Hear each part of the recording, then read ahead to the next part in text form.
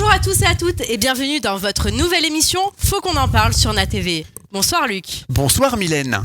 Et oui, aujourd'hui nous allons parler des fêtes. Nous les aimons tellement, mais depuis plusieurs années, le sens des fêtes traditionnelles se perd et se transforme souvent en fêtes commerciales. C'est une tendance assez nette. La fête de Noël est particulièrement affectionnée par les industriels, souvent dans le but de nous pousser à consommer.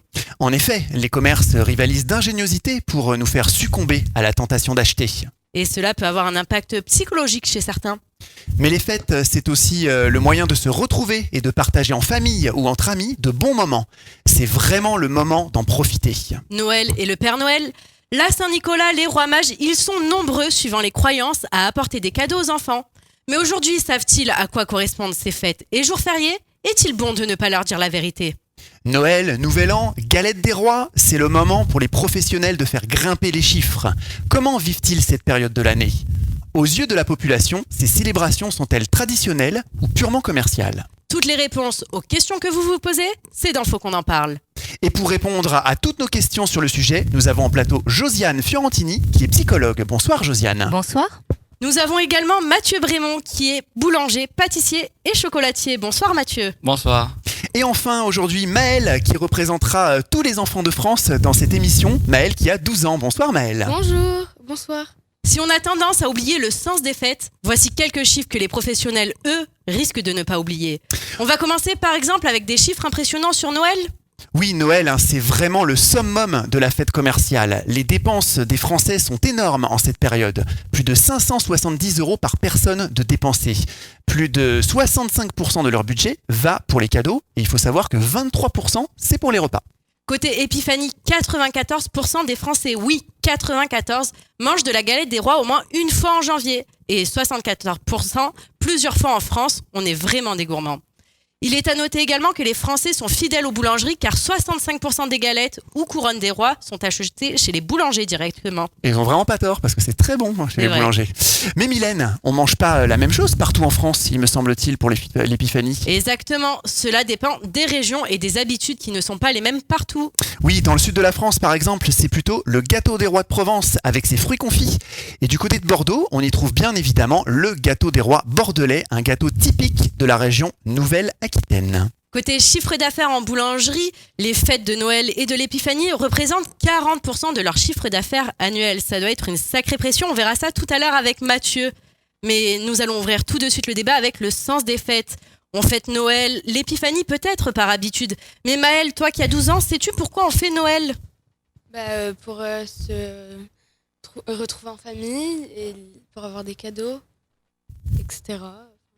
Et l'épiphanie, pourquoi ? C'est parce que c'est une religion. Enfin, c'est pas religieux, c'est une tradition.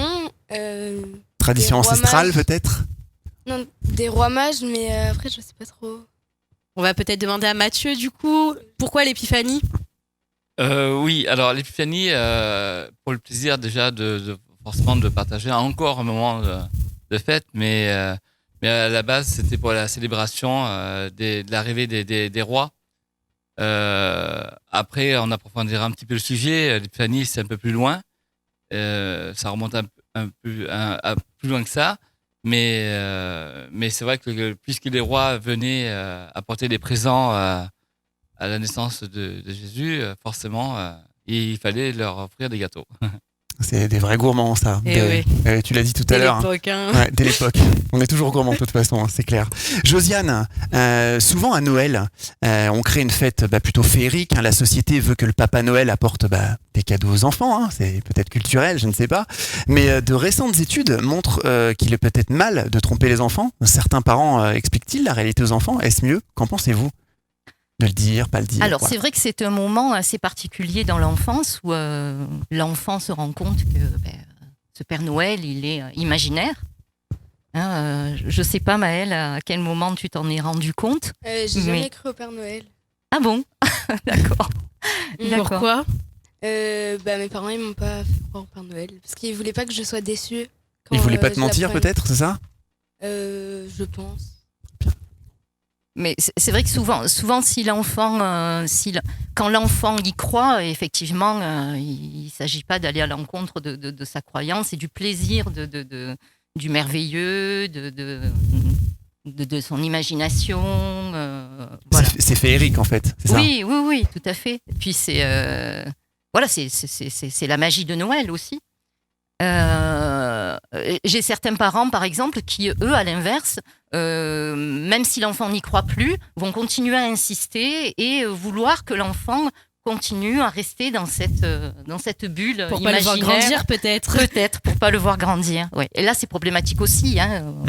Ouais, des fois, l'enfant fait croire qu'effectivement, il y croit encore, peut-être parce qu'il a peur de Oui. pas avoir de cadeaux aussi, ça arrive. Ah, c'est possible, ouais. C'est un grand vrai, classique, c'est ça. vrai. Mais si je C'est le dis, vrai. j'aurai peut-être plus de cadeaux à C'est Noël vrai, après. C'est vrai. Mais c'est vrai que c'est une épreuve de la réalité quand même qui est assez marquante chez l'enfant. Le fait de s'apercevoir que le Père Noël n'existe pas. Est-ce qu'il y a un âge auquel il faut révéler à l'enfant que le Père Noël... Non, je crois pas. Il n'y a pas Je crois d'âge pas précis. qu'il y ait d'âge. Après, l'enfant je pense souvent l'enfant l'exprime ou le demande. Est-ce que le Père Noël existe? Moi, je pense qu'il n'existe pas. Ou voilà. Souvent à cause des bruits de cours de l'école, peut-être de récréation. C'est Oui, peut-être là que les parce qu'il enfants a découvert l'apprennent, les cadeaux cachés dans aussi. dans le les placard. curieux. Je sais pas si vous avez des enfants. Est-ce que vous avez fait croire à vos enfants du coup au Père Noël? Ce qui est quand même assez courant, je pense. Alors, oui, moi j'ai une anecdote avec ma fille. Ça a été assez étonnant. Il y a donc quelques jours avant Noël, c'est dans la voiture en revenant de l'école, elle me dit: Maman, dis-moi la vérité. Est-ce que le Père Noël existe? Voilà, elle me l'a présenté comme ça, donc en me disant: dis-moi la vérité. Donc j'étais bien obligée de dire la vérité, qui n'existait pas. Et toi, Mais elle le Mathieu savait déjà. Oui. Oui. Alors oui, j'avais un petit garçon, maintenant il est grand, il a 23 ans. Il croit plus maintenant, c'est Voilà. clair. Donc c'est bien passé. C'est sûr. Hein. Mais oui, je pense qu'il a fait partie de ces enfants qui ont cru au Père Noël. Et oui, certainement un peu de déception. En même temps, je pense qu'il s'est aperçu que le Père Noël n'existait pas forcément au moment festif. Certainement en milieu d'année, avec ses camarades d'école, ses cousins qui avaient un an de plus que lui, Oui. avec qui il passait beaucoup de temps. Et ils ont certainement tourné ça un peu à la moquerie, à dire mais non, mais le Père Noël n'existe pas. Donc la question, il s'était pas posée au moment phare de la fête. Donc, mais oui, je pense qu'il a dû avoir un moment de déception, un peu comme tout le monde, parce que malgré tout, petit ou grand, de rêver un peu, et c'est chouette, quoi. Je veux dire. Oui. Et puis c'est pas que la croyance, c'est aussi le plaisir d'offrir, c'est le plaisir de recevoir, c'est un moment de partage de Noël. Donc même si l'origine, elle est un peu sabotée, quelque part, ça reste Noël. C'est Et vrai. Noël, ça doit rester un moment magique. Au cours de l'année, il y a certains parents qui déforment un peu l'autorité, enfin qui se servent de l'autorité du Père Noël pour faire croire à l'enfant qu'il va Si pas t'as avoir pas- de cadeau s'il est Ouais, pas si sage. t'es pas sage, t'as pas de cadeau, C'est des ça, choses comme ça. On entend Ouais. souvent cette phrase. Est-ce que c'est Et bon oui. pour les enfants et même Je dirais pas que c'est comme l'histoire du loup. On fait peur à l'enfant, on lui dit qu'il y a le loup pour le tenir tranquille. En tout cas, non, c'est pas forcément une bonne chose que d'utiliser le Père Noël pour maintenir un enfant tranquille ou Le menacer. ou le menacer, oui. Mathieu, toi, Noël, c'est important pour toi, évidemment, mais surtout pour Oui. ton travail, clairement. Oui. Est-ce que sans cette fête, la boulangerie fonctionnerait et aussi oui, on l'a bien? dit, c'est 40% du chiffre d'affaires Ouais, annuel. c'est énorme. Hein. Oui, alors c'est exact. Alors c'est vrai que c'est 40% en règle générale. L'avantage, ben oui, ça met du beurre dans les épinards pour toutes les entreprises de France, parce que même l'artisan boulanger classique va quand même faire des préparations festives, et donc ça met du beurre aux épinards. Hein.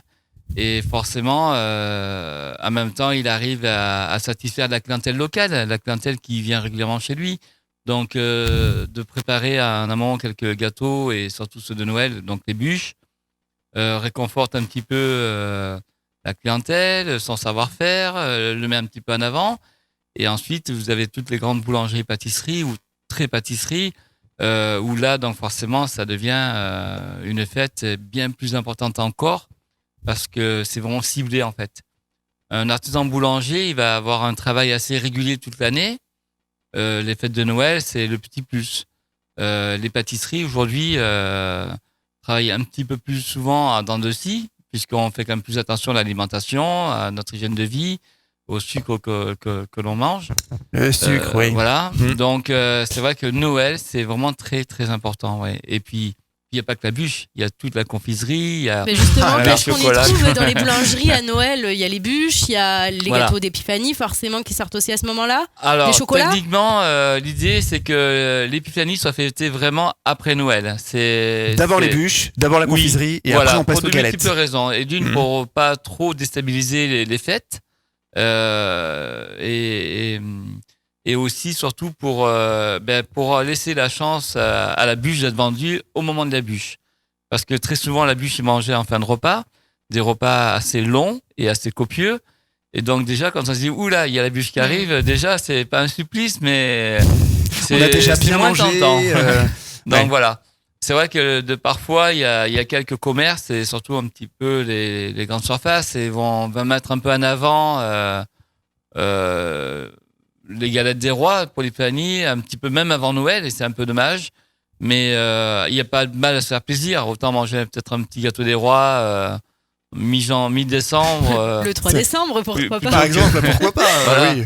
Le plutôt qu'un 28 gâteau juin, classique, juin. pourquoi pas. On sait très bien. Mais plus tôt c'est présenté, plus tôt les gens se lassent. Donc c'est un peu dommage de Eh ne oui. pas respecter les dates. Et puis de toute façon, Voilà. on sait très bien qu'en cette période de fête, de toute façon, on se lâche et on mange, et puis après on passe au régime. Ouais. en gros. Puis C'est c'est ça. pas typique qu'à Noël. Enfin, la rentrée des classes, on voit souvent l'arrivée des cahiers dans les grandes surfaces dès juillet, même j'allais dire Ah ouais, août, c'est de mais plus en plus peut-être tôt, même tout ça. juillet. Ah Donc ouais, les galets c'est- des rois, c'est pareil. Les bûches, tout ça, les confiseries, Maëlle, c'est quelque chose qui te branche. Tu aimes le sucre? Oui, mais les gâteaux, c'est pas mon truc préféré. Les gâteaux, enfin les. Ah, t'aimes pas trop les bûches? Si, c'est bon les bûches, mais les bûches glacées, c'est meilleur. Enfin, je sais pas en fait.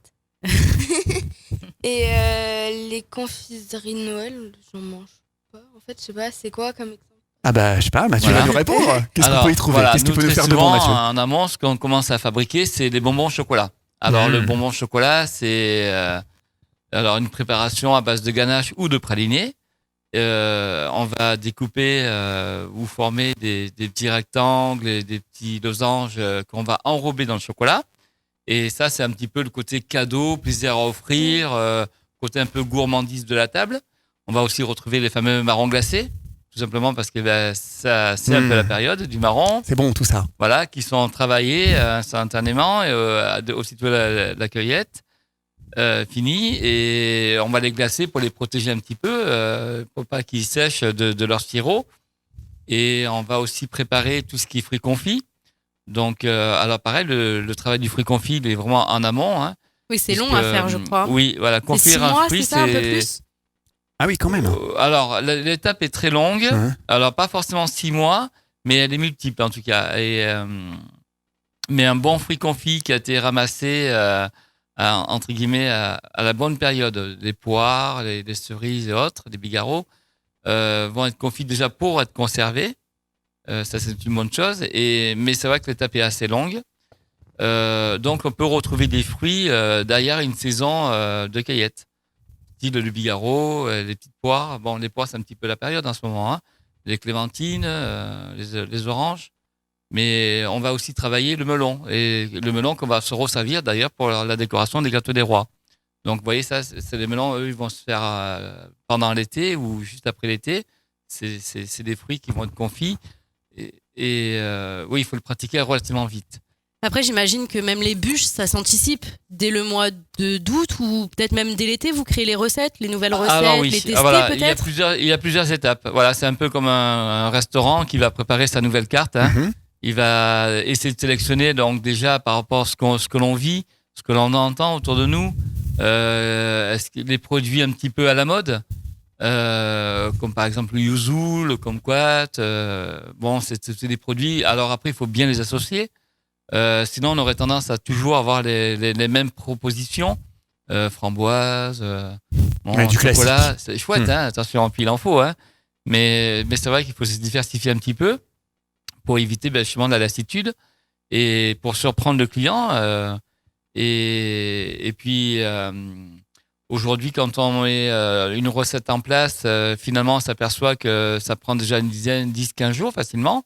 le temps de l'appliquer, de la goûter, de la valider. Le mois, il s'est déjà écoulé, mine de rien. Donc, ça passe vite. Et ensuite, en fonction de la production et du site géographique, nous sommes dans le Midi. Nous avons la chance d'avoir beaucoup de monde l'été. Forcément, on ne peut pas trop anticiper, mais par exemple, dans la région parisienne, où la capitale est fuie par ses habitants, les grandes structures vont commencer à travailler sur certaines préparations, même sous forme de bûches. Donc les glaces, par exemple, hein, voilà, on va commencer. Ces entreprises-là vont commencer à travailler les bûches sous forme de glace. Ils se conservent très très bien. Hein, puis tout est mis comme il faut pour que ça puisse être bien consommé au dernier moment, bien conservé surtout. Mais on s'aperçoit que malgré tout, comme ça reste malgré tout pour ma profession, c'est-à-dire très artisanale, eh bien des étapes toujours très longues. Donc et en même temps périssables. Donc c'est les derniers jours, les derniers instants, ils sont vraiment Cruciaux. ouais, carrément. Alors Mathieu, est-ce que toi, du coup, ça te fait un petit peu oublier peut-être les fêtes de Noël, tout ce travail à cette La période de magie, l'année, la du coup. magie même de Noël? Parce que normalement, les gens, ils sont dans les cadeaux, la préparation, tout ça, et toi, Oui. tu es à fond dans la boulangerie. Alors, pas vraiment. Pas vraiment, dans le sens où le client, maintenant, il connaît mieux le déroulement de l'artisan. Il sait comment ça se passe, il sait que ce sont des jours difficiles. Ils savent aussi qu'on arrive à faire quelques préparations en amont. Mais en même temps, ils ne vivent pas l'envers du décor. Et tant mieux, c'est logique. Donc, quand le client s'adresse à nous et qu'il vient nous demander un petit peu quels vont être les nouveaux parfums, les nouvelles propositions, des compositions chocolatées qu'on va mettre sur les tables, les parchemins qu'on peut tout faire parce que avec notre équipe, on essaye vraiment d'égayer et de diversifier les présentations. Et donc, quelque part, le client est content et nous écoute. Il est séduit par ce qu'on va lui proposer. On le fait déjà un peu rêver. C'est un peu notre métier de vendeur, même si le terme n'est pas très joli. Mais déjà, on le fait rêver. Donc déjà, pour moi, c'est déjà très, très, très satisfaisant. Ça me plaît beaucoup. Et puis, moi, je n'aime pas décevoir. Donc, il faut que mon travail soit à peu près bien fait. Alors, j'aimerais qu'il soit mieux fait que ça. Mais bon, nous sommes nombreux, nous sommes plusieurs à travailler. Il faut accepter que ce soit toujours un peu différent. Et il ne faut pas perdre de vue le côté un peu commercial, malheureusement. Mon grand regret, c'est un petit peu ce qui me chagrine le plus. Mais à côté de ça, on arrive à moi, profiter pleinement de fête de Noël. Non seulement parce que je les vis intensément à travers mon travail, par les multitudes de personnes qui viennent dans le magasin et le temps que ça dure. Donc, ça dure très longtemps. C'est-à-dire, par exemple, le 24 au matin, de 7h à 19h30, ça devrait être non-stop. On devrait être très sollicité. Et quelque part, j'ai vraiment l'impression de le vivre. Et comme j'aime pas décevoir, il faut vraiment que ce soit bien en tout et pour tout. Tandis que le client, malgré tout, lui, il est que un petit quart d'heure, 20 minutes dans la boutique. Et c'est vrai que quelque part, il est moins dans ce monde féerique. Quand il arrive à la maison, après, c'est pour ça que la table, la présentation, le repas et tout ce qui va avec, c'est un ensemble de choses qui fait que Noël, ça reste magique. En fait. Justement, Josiane, pourquoi à Noël, on offre des cadeaux et pourquoi il y a ces fameux grands repas de famille à Noël? Alors, pourquoi les grands repas de famille Effectivement, Noël, c'est le moment où on se réunit. Je vais pas vous en parler avec une telle générosité, je trouve, de votre travail. Ça fait plaisir à entendre. Il est passionné. Et puis, boulanger de cœur. Oui. De toute façon, boulanger, c'est un travail. On se lève tôt. Et puis, voilà. vous transmettez vraiment tout ce bonheur, ce lien surtout avec l'autre, qui symbolise Noël. Hein, c'est ça, c'est c'est ça. Qui symbolise Noël, c'est le lien avec l'autre. Et au-delà de l'aspect commercial, il y a ce plaisir cette envie de faire plaisir à l'autre. Cette envie d'apporter. Oui, hein, c'est gentil parce que voilà, puis moi je pars du principe aussi que maintenant tout a un coût et de décevoir lorsque le produit il n'est pas à la hauteur de l'attente, alors là ça devient encore plus décevant. Donc c'est juste interdit de faire mal en fait. Mais c'est vrai que c'est la question du cadeau. Le cadeau quelquefois peut ne pas être à la hauteur de l'attente. Ça peut arriver Il y dans aura les des cadeaux des de personnes famille. de toute manière qui Oui. seront pas contentes. Ouais, c'est humain. ça. Des fois, on reçoit toujours des cadeaux à Noël, on sait pas quoi en faire, pourquoi on va faire ça, etc. On le Ça t'arrive, revend. ça Oui. Ça t'est Non, arrivé non, Ah bah après, il y a le business de la revente, c'est ça. Mais enfin, par D'ailleurs, contre, il y a le gros business, business de la revente qui est assez. eh ben, pourquoi c'est pas offrir assez des bons étonnant. chocolatiers. C'est là qu'on voit que chocolatier dans Boulanger. le concept, enfin le cadeau en lui-même a changé vraiment au niveau de sa C'est plus valeur. la même valeur sentimentale. Ouais. Voilà, la valeur sentimentale et affective a été un peu supplantée par la valeur pécuniaire, la valeur financière. C'est un Alors, peu triste quelquefois. Josiane, il y en a qui sont natalophobes. Qu'est-ce que c'est ça, Oui. la natalophobie? Alors la natalophobie, c'est une. Enfin, il y a eu une certaine mode. J'ai pu voir j'ai pu entendre qu'il y avait une certaine mode des phobies, de ce suffixe phobie. On parle maintenant de la grossophobie, de l'islamophobie, et donc la natalophobie est arrivée comme ça. Moi, j'ai le sentiment quand même que la natalophobie, elle vient un petit peu éliminer ce qui est dans la phobie. Quand même, la phobie, c'est une pathologie assez importante. Et Donc, c'est les gens qui ont peur de Noël, quoi, c'est ça? alors, c'est surtout une angoisse. Une angoisse liée, c'est surtout lié à l'anxiété, voire un sentiment de tristesse ou de dépression. D'être seul relié- peut-être à ce moment-là. Seul à oui. Noël, ouais. Alors relié à tout ce qui est autour de Noël, ça peut être le Père Noël, les sapins, les cadeaux. L'ambiance Bon, festive, les musiques de Noël, tout ça, voilà, peut-être, c'est les ça? musiques de Noël, les films de Noël. Ça stresse les gens, certaines personnes. Voilà. Et ce qui rend triste, souvent, on s'aperçoit que ce qui rend triste les personnes ou ce qui les met dans un état d'angoisse, c'est souvent relié soit à des souvenirs de Noël qui ont été problématiques, de conflits qui se sont passés à Noël et qui ont été problématiques.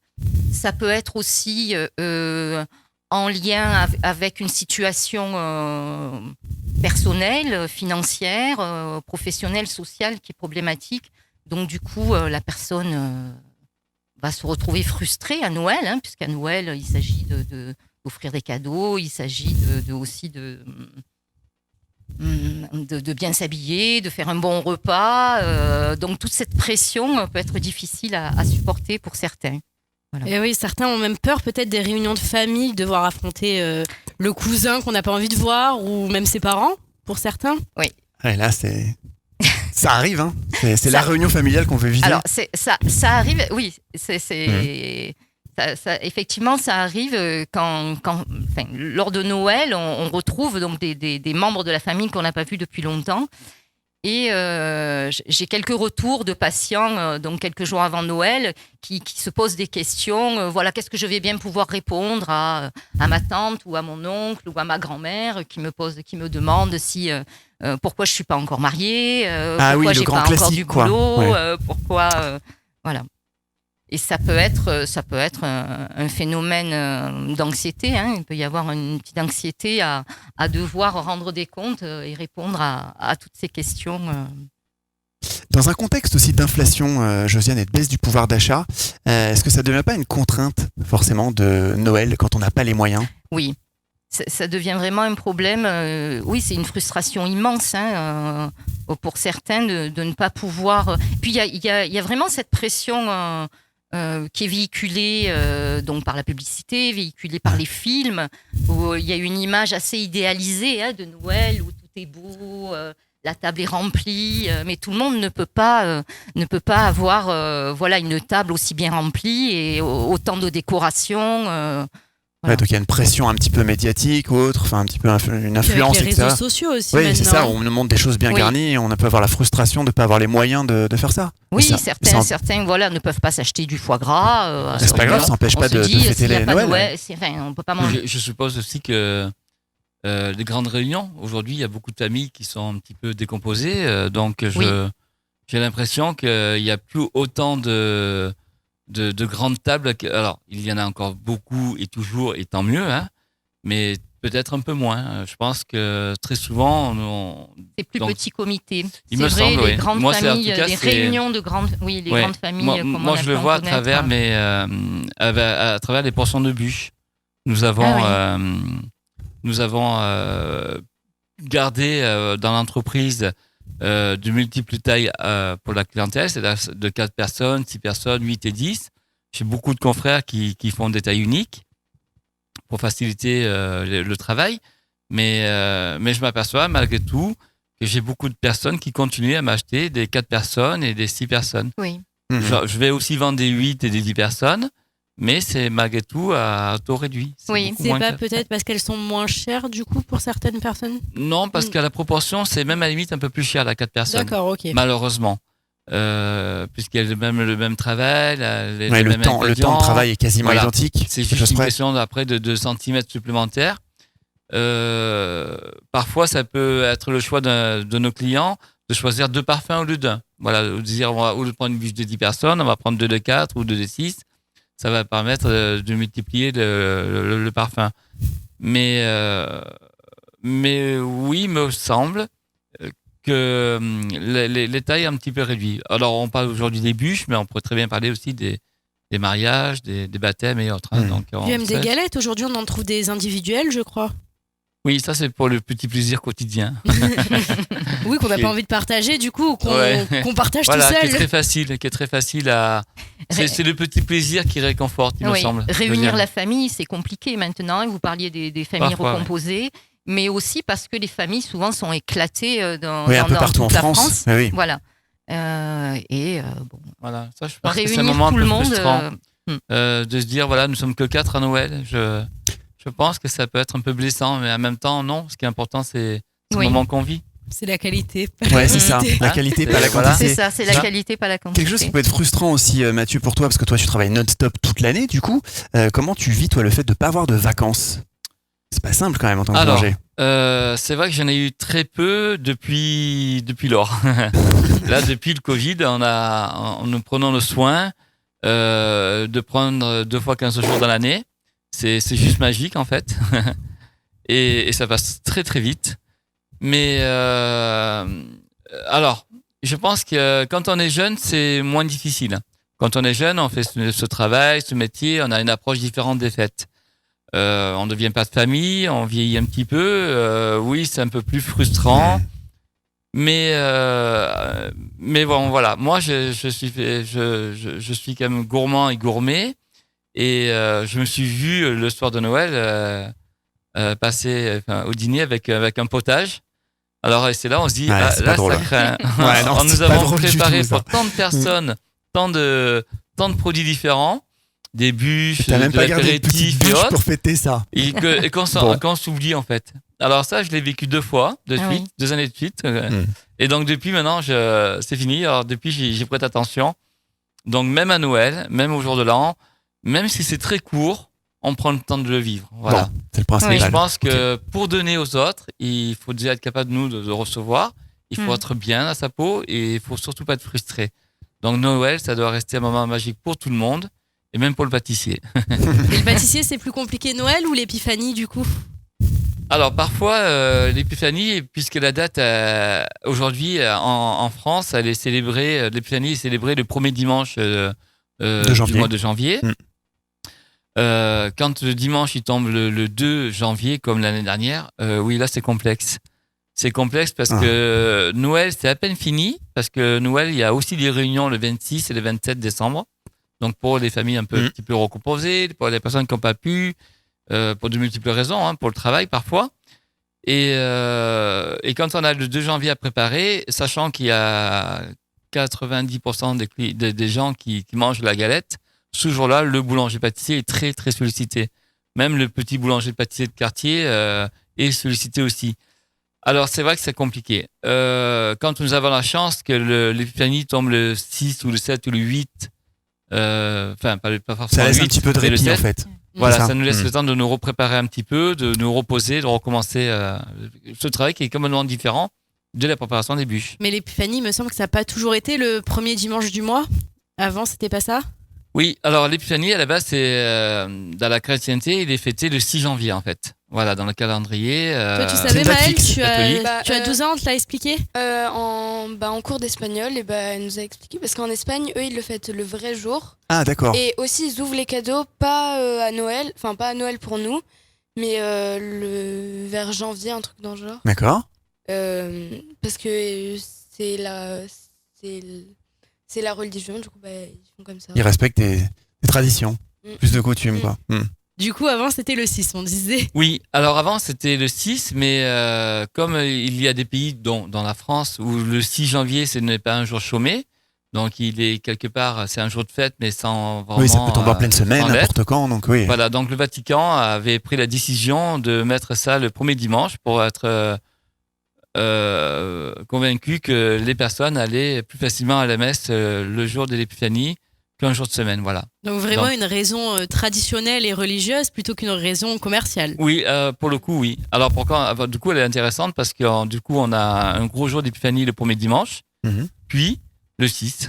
Donc moi, je suis très content. Et ça continue un petit peu quand même tout le reste du mois en Oui, général. après ça continue, Mm. voilà. Ouais. Généralement, comme c'est assez concentré, les fêtes étant toutes rapprochées au mois de janvier et fin décembre, du coup, ça perdure un petit peu. Il y a un petit ralentissement en début de semaine, mais les gens la fêtent assez facilement au bureau, au travail, enfin, un petit peu de partout et aussi à la maison et très souvent aussi le deuxième, voire le troisième dimanche du mois de janvier quand même. Ça reste quand même des très très gros jours. Et pourquoi la galette et la frangipane à cette période de l'année? Alors, je Parce qu'avant, pense que, c'était les cadeaux. oui, alors moi je pense qu'au départ, il y a donc alors c'est toujours pareil, hein, si on veut y croire, en fonction de la culture et de la religion que nous pratiquons, à l'origine on dit que c'est l'arrivée des rois. On célèbre Mhm. donc l'arrivée Les des rois rois mages. qui Mhm. viennent apporter donc des présents à la naissance de Jésus. Donc forcément, on a transmis ça, ou on a en tout cas dérivé ça sur un gâteau. Et c'est intéressant, un petit peu comme quand les rois repartent. Hein. Alors très souvent, le 2, donc le 2 février, le jour de la Chandeleur, c'est tout simplement parce que les caravanes de nos rois repartent et forcément, on D'accord. leur prépare une galette pour la route. Donc cette fameuse crêpe aujourd'hui qui se diversifie en fonction des pays. Mais je pense que l'origine du gâteau de roi, il est plus dans cet esprit-là, de dire on va célébrer l'arrivée des rois. Alors du coup, dans les différentes régions, on l'a dit en introduction, il y a plusieurs types de galettes, de couronnes des rois ou autres. Est-ce que c'est une spécificité propre uniquement à chaque région, juste gustative, culinaire, ou est-ce que c'est parce que c'est une tradition ou plutôt du Oui. commerce, quoi, voilà. Est-ce que c'est juste business Alors, d'avoir des Non, spécificités? je pense que comme ce sont des anciennes fêtes, je pense que chaque région faisait avec un petit peu avec ce qu'ils avaient auprès d'eux. Et puis avant, nous, effectivement, on communiquait pas tout spécialement voilà. entre régions. Il fallait des jours, des semaines, voire pour déménager Ouais. d'une région, Nouvelle-Aquitaine en région parisienne, par exemple, ça prenait. C'est exact. des lustres. Alors aujourd'hui, on va retrouver dans des gâteaux des rois de la poire, du chocolat en fonction de la région, Mhm. de la pomme aussi. Je pense qu'il y a quelques années en arrière, donc 2000 ans minimum, quand on a commencé à pratiquer les gâteaux des rois, nous dans le Midi, je pense que la solution facile de conserver nos fruits, c'était de les confire en fait. Voilà, c'était un petit peu l'origine en fait. Et en même temps, des fruits confits sur un gâteau des rois, on pourrait rappeler ça un petit peu comme une couronne, comme des bijoux qui sont apportés par les rois. Puisque c'est quand même coloré, c'est quand même de différentes formes. Quand on est dans les pays, enfin dans la région de Lyon par exemple, ça va être plus la galette, parce que la frangipane, ça tient quand même dans tout ce qui est un petit peu le côté lorrain, l'Alsace et autres, Mhm. ça tient un peu plus au corps. Genre une Quand frangipane, il fait froid, voilà, l'hiver, c'est clair. c'est à base de, Mm. voilà, de beurre, d'amandes, de sucre. C'est un peu plus calorique, mais en même temps, ils en ont besoin. Justement, aujourd'hui, comment on reconnaît une très bonne frangipane et une industrielle? Au Est-ce que goût, toutes déjà, les, je pense. toutes les boulangeries ont un secret de fabrication ou elle est Ah. commune à tout le monde? Oui, alors les bases pour une galette de roi, une galette de roi qu'on va appeler frangipane, les bases sont les mêmes. C'est-à-dire que c'est une base de pâte feuilletée sous forme de disque ou alors de pâte feuilletée découpée ou boulée, parce qu'avant on boulait la pâte feuilletée pour donner un aspect un peu arrondi à la galette et bombée surtout. Mais techniquement, ça reste malgré tout donc la galette à base de pâte feuilletée, la crème d'amande Et de là, donc commercialement parlé, il y a eu des variantes. Et il y en a d'ailleurs toujours beaucoup. Et d'ailleurs de plus en plus. Puisque nos industriels de chocolat vont proposer des galettes au chocolat. Et ça, ce sont des recettes qui mettent au point, comme on le disait à peine un peu pour les bûches, juillet, août, septembre, quand on mange un peu moins de chocolat en France, à travers les périodes de chaleur. Et forcément, ils vont faire des recettes, ils vont faire des fiches techniques, ils vont nous les délivrer en même temps qu'on va acheter du beurre ou du chocolat pour nous donner l'esprit ou l'idée de vouloir travailler du chocolat dans une galette. Et avec tout ça, on boit un verre souvent et on boit du cidre. Pourquoi du cidre? Alors, je pense que l'intérêt du cidre, ça reste une boisson assez fraîche, pétillante, donc assez légère, et qui nous fait bien digérer la galette qui est un peu plus consistante, on va dire. Puis le cidre, on peut le partager avec les enfants, non Maëlle? Est-ce que toi, du coup, t'en bois ou pas? Tu en bois? Non, t'es il y a un trop peu jeune. d'alcool dedans quand même. Non. Et les galettes, tu préfères quoi? Frangipane? Je Brioche bordelaise? Je préfère la couronne des rois, la brioche. Ah, Avec les d'accord, fruits la confits. couronne avec les fruits confits. Parce que j'aime Ouais. pas trop la frangipane, mais. Pourtant, Voilà. c'est bon quand même. Voilà. Après les goûts et les couleurs. Oui, voilà, c'est c'est ça, surtout ouais. un problème de région, enfin, comme la bordelaise. C'est une brioche qui se rapproche un petit peu de la nôtre, mais parce que c'est une pâte à base de brioche et parfois agrémentée de fruits confits aussi.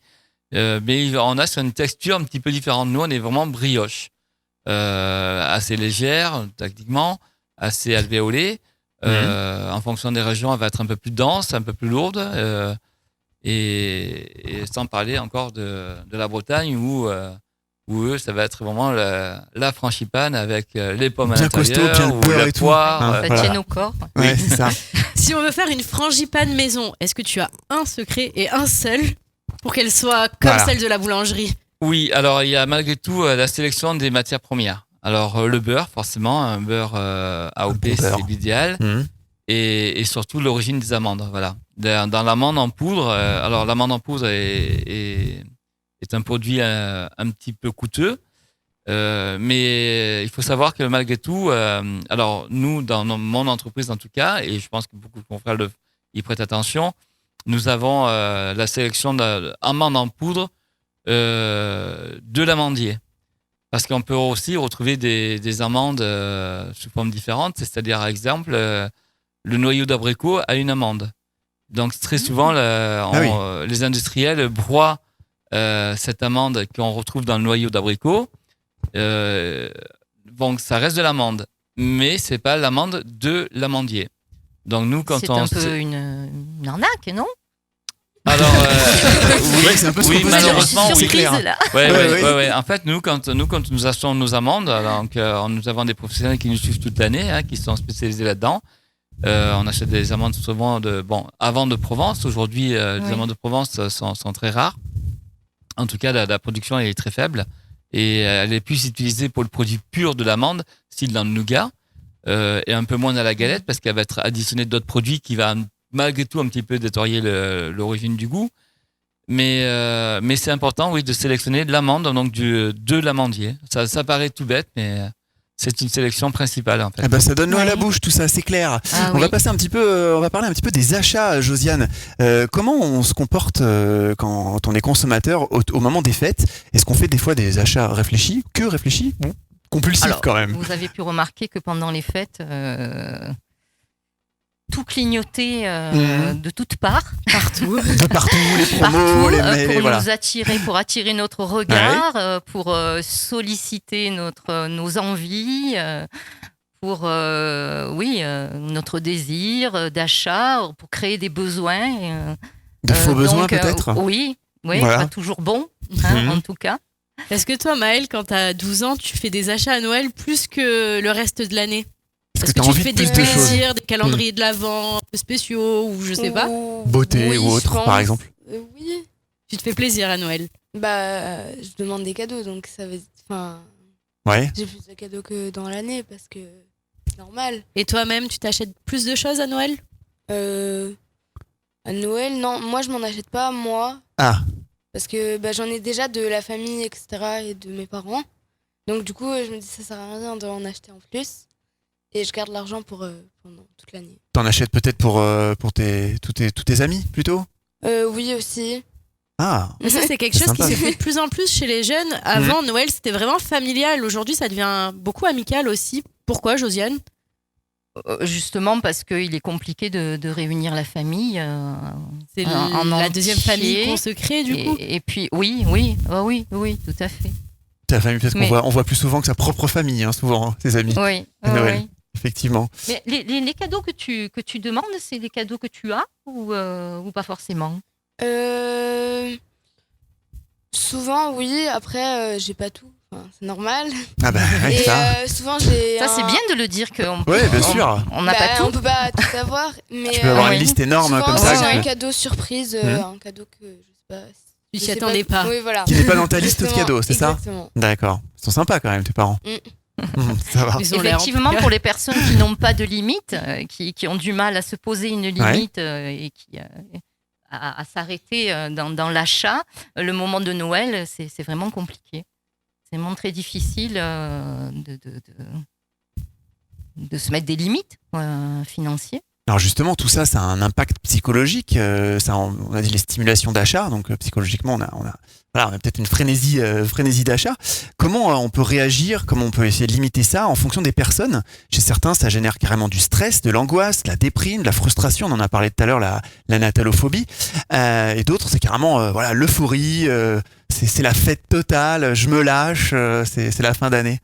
Comment on peut gérer Disons que les le émotions? problème, il se pose au moment où les limites, c'est les limites de son compte en banque.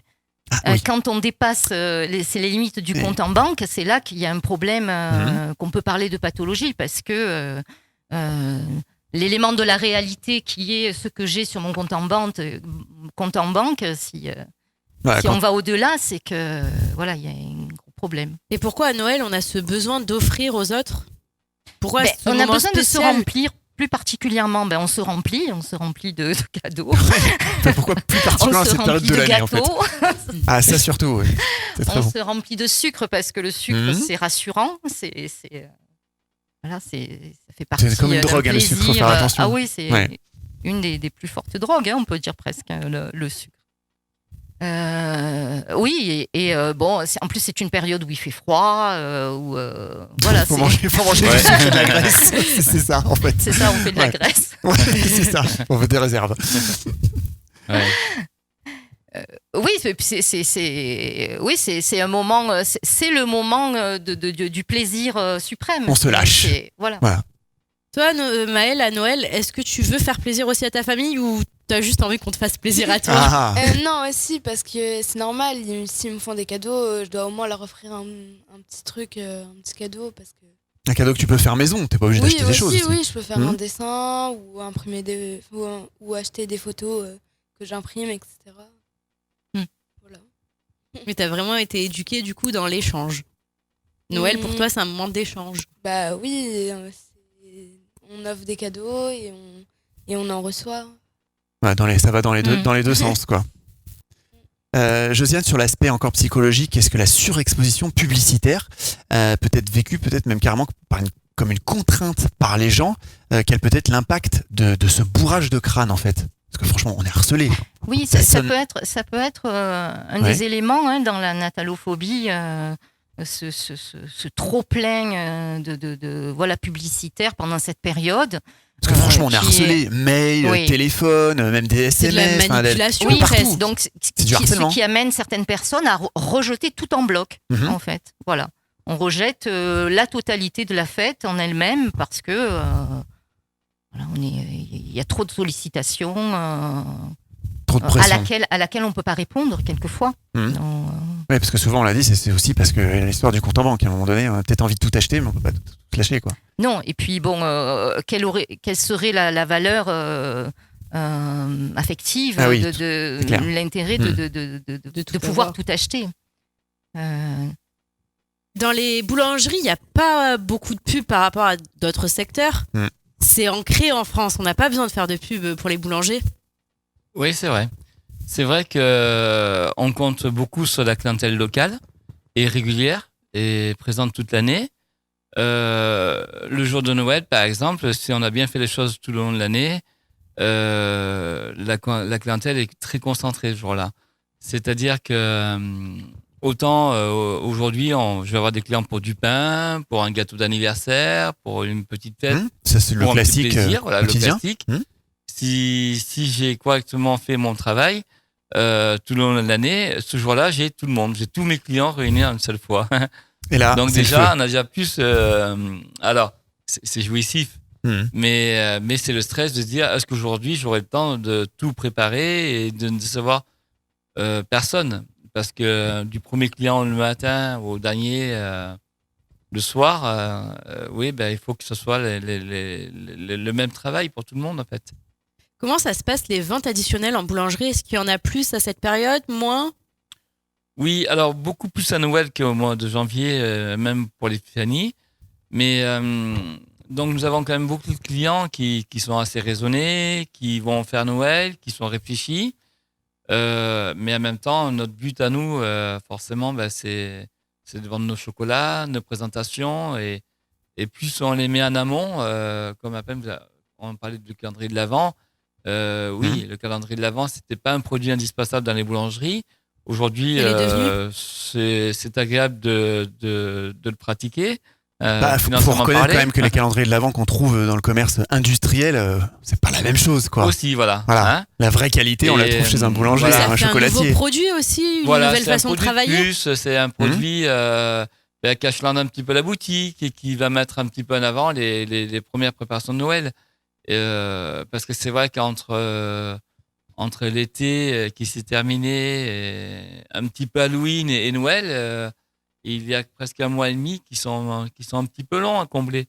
Donc le fait de préparer un petit peu des produits en amont comme le calendrier de l'Avent, les premiers bonbons au chocolat, les premiers centres de table de Noël et surtout les marrons glacés, oui, quelque part ça achelante, ça égaye, ça commence à nous faire réfléchir sur Noël. C'est les clients, ils songent et on s'aperçoit qu'ils sont raisonnables ou ils se raisonnent jusqu'à la dernière minute, presque au 18-20 décembre.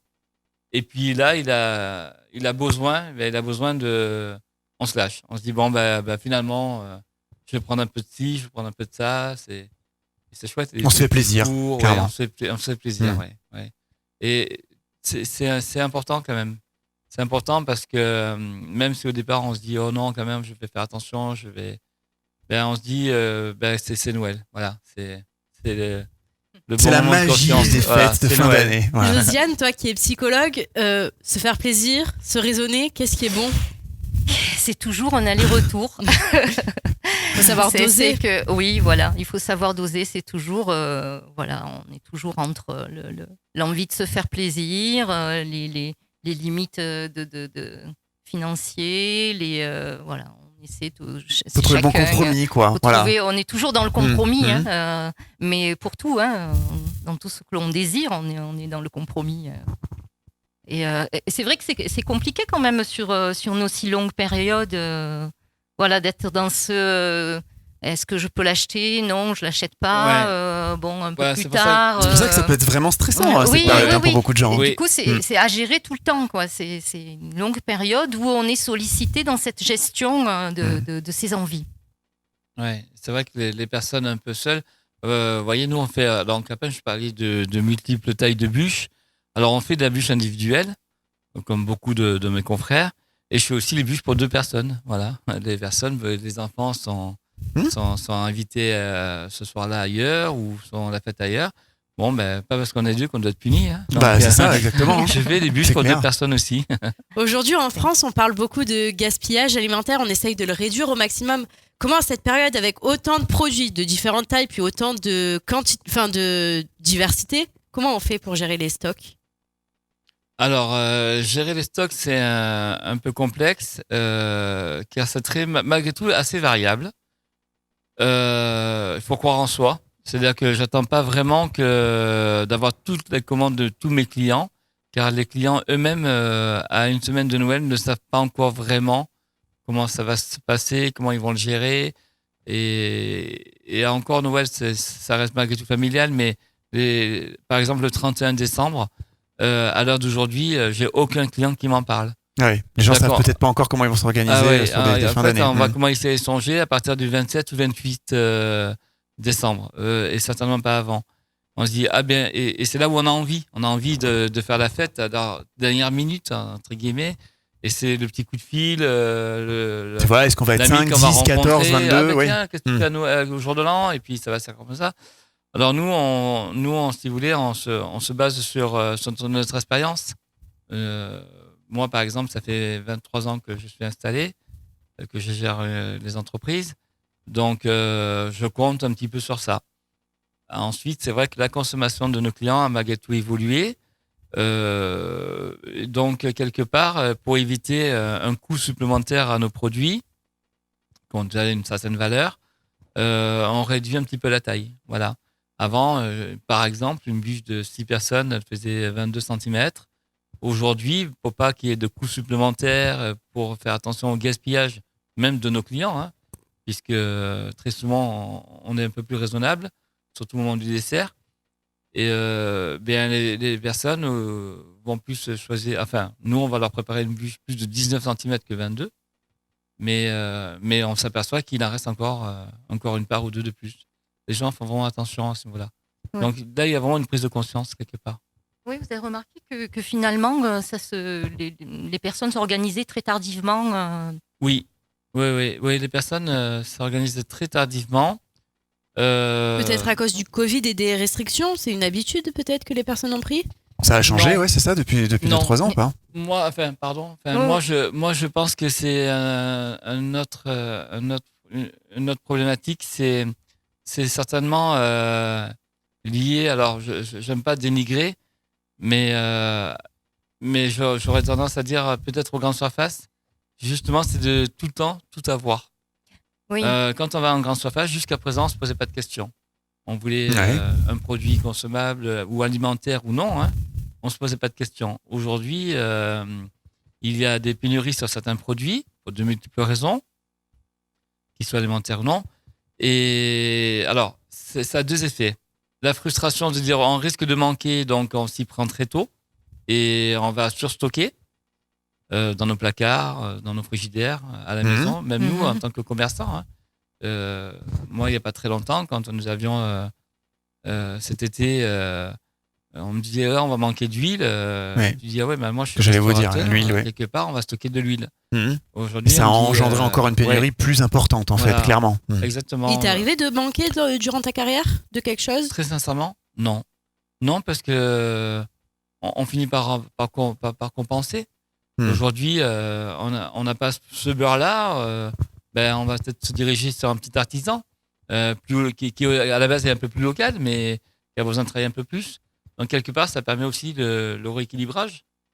Après, on va me dire oui, mais on va risque de manquer de carton pour fabriquer les boîtes à bûches. Ah, très bien. Alors, on va commander les boîtes à bûches au mois de juillet. Oui, mais alors. Ah oui, là, ça fait quand même là, très on anticipé. commence, et après, j'ai des fournisseurs qui viennent au mois de mars me présenter la nouvelle collection de Santon. Pour, ah oui. Pour le janvier d'après. Et alors là, on tombe dans la loi du commerce, mais parce que c'est vraiment extrême. La partie totalement tradition. Tradition, oui, là, on est vraiment dans le pur commerce, hein, clairement. Ouais. Vous les choisissez malgré tout, parce qu'on vous dit oui, mais le temps que je les fasse fabriquer, très souvent à l'étranger. Ouais. Puis on va fabriquer que ce qui est prévendu. Et donc, pareil, parce qu'ils n'auront pas de stock. Et ensuite, quand ils arrivent au mois de décembre, on dit ah, mais j'ai commandé ça. Est-ce que les choix que vous avez fait au mois de mars, vous apercevez qu'ils ont un peu différé en décembre parce que c'est plus à la mode. C'est plus à la mode, c'est plus à la mode. Ouais. Psychologiquement, ça pose un problème, ça, Josiane. Voilà. Oui. Et en même temps, on en est un petit peu contraint. On est obligé de. Toi, tu aimes bien les fèves, Maëlle? Oui, moi j'adore ça, je les collectionne. Enfin, après, mais des beaux santons ou des trucs vraiment pas industriels de base? Non, des beaux. Ah, voilà. Avec des ceux qu'on trouve chez le boulanger, par exemple, pour l'épiphanie. C'est ce que tu préfères, toi? Les santons, les fèves Oui, c'est pour ça que En fait, quand je mange de la galette à la frangipane, je regarde dans ma part et je la mange pas parce que j'aime pas, mais Tu soulèves quand même pas toute la galette pour voir où est le senton quand même. Ah si, tu fais ça. si je prends la galette et je Tu sais, regarde. normalement, les enfants, ils vont sous la table. Eh oui. Et sous la table, mais et- c'est pas moi la plus jeune dans ma famille. Ah ouais. C'est le problème Sous d'être la l'aîné. table. Eh ben ouais. voilà, du coup, tu as jamais été sous la table. Sinon, tu vas au mois de mars à la boulangerie et du coup, t'as des messieurs qui te proposent plein de santons. Voilà, c'est ça. Voilà, c'est ça. De la collection d'avant, enfin la nouvelle, Ouais. mais qui sera peut-être plus à la mode en fin d'année. C'est ça.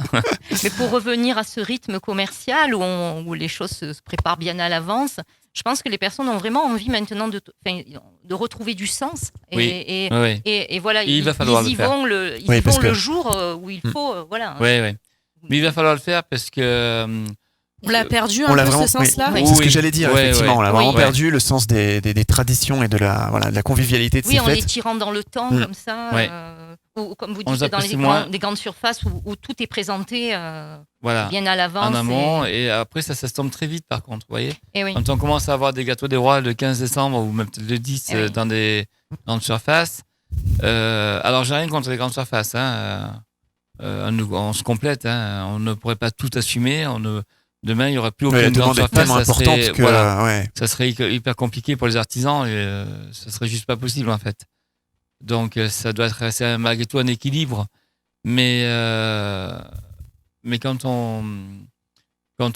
on propose des produits 2-3 mois avant, forcément la date butoir, le jour J, il est déjà, vous voyez, les gens sont déjà presque Ouais. lassés. Encore des galettes de roi, encore des bûches. On en a déjà gros. mangé 10. Voilà. C'est un peu ça. Pourtant, on en mange tout le mois de janvier. Après, Ouais. des galettes, des Le 26 galettes. décembre, Au vous avez bureau avec des collègues, on en mange aussi. Voilà. On en mange partout. hein. J'ai beaucoup de clients le 26 décembre ou même le 31 vont me demander des bûches. Mais quand je dis beaucoup, c'est malgré tout que 20% de ma clientèle.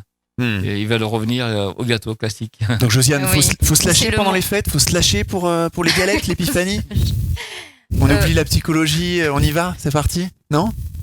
Est-ce qu'il faut se lâcher? Bon, chacun.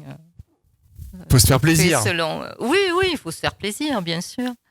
Mais il faut se faire plaisir, mais il faut que ça ait du sens dans ce Ouais, plaisir. c'est ça, en Il faut fait. que ce plaisir ait du sens. Bah voilà, ça va être le mot de la fin de notre Ouais. émission. Merci important. beaucoup Josiane Fiorentini, donc psychologue, d'être venue participer à notre émission Faut qu'on en parle. Merci à vous. On avait aussi Mathieu Brémond, du coup, pâtissier, chocolatier et boulanger surtout. Ouais, c'est ça. Merci. Ben, On le merci à sent. vous, c'est très gentil. On le Oui, sent un très véritable passionné passionné, ouais. et très Ouais, investi. J'essaye. Merci beaucoup Non, Mathieu. merci à vous de m'avoir invité, c'est très gentil. Et Maël, tu as représenté un petit peu les enfants de la France. Hein, voilà, alors je sais pas si tout le monde fait comme toi pour les cadeaux, mais ça, voilà. Merci. Merci à vous d'avoir été très nombreux à nous écouter. On se retrouve très très vite pour une prochaine enquête. Exactement, à très vite. À bientôt. ciao. Bye bye bye.